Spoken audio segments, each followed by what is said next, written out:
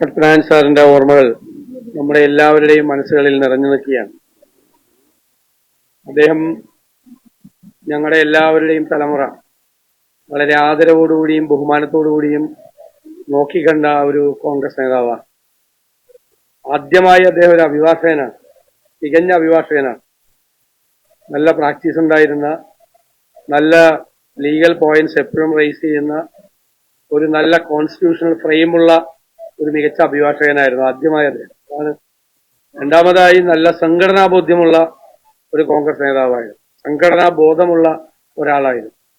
കാരണം താഴെത്തട്ടിൽ മുതൽ ബ്ലോക്ക് പ്രസിഡന്റും DCC പ്രസിഡന്റും ഒക്കെയായി വന്നു KPCCയുടെ അധ്യക്ഷനായി സംഘടനാപരമായി ആ കാര്യങ്ങളിൽ വളരെ ശ്രദ്ധ ചെലുത്തിയിരുന്ന, കാർക്കശ്യം പുലർത്തിയിരുന്ന ഒരാൾ കൂടിയായിരുന്നു അദ്ദേഹം. ഭരണാധികാരി എന്നുള്ള നിലയിൽ വൈദ്യുത മന്ത്രിയായും ധനകാര്യമന്ത്രിയായും ശോഭിച്ചിട്ടുള്ള ഒരാളാണ്. വളരെ നിർണായകമായ ഒരു സമയത്താണ് അദ്ദേഹം ധനകാര്യമന്ത്രിയുടെ ചുമതല ഏറ്റെടുക്കുന്നത്.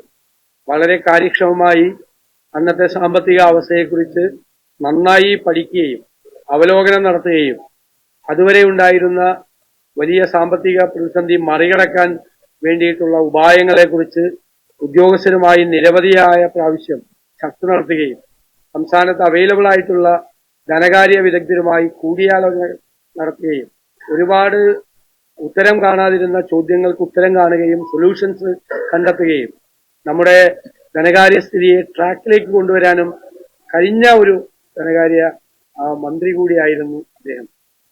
വളരെ സൗമ്യമായി പക്വതയോടുകൂടി സംസാരിക്കുകയും ഇടപെടുകയും ചെയ്യുന്ന ഒരാളായിരുന്നു. CM സ്റ്റീഫൻ സാറിനെ പോലുള്ള പ്രഗത്ഭരായ നേതാക്കന്മാരുടെ ആ നേതൃത്വം അംഗീകരിച്ചുകൊണ്ട് വളർന്നു വന്ന ഒരു ട്രേഡ് യൂണിയൻ രംഗത്തും അതുപോലെ തന്നെ സഹകരണ മേഖലയിലും അദ്ദേഹം ശ്രദ്ധ പതിപ്പിച്ചു.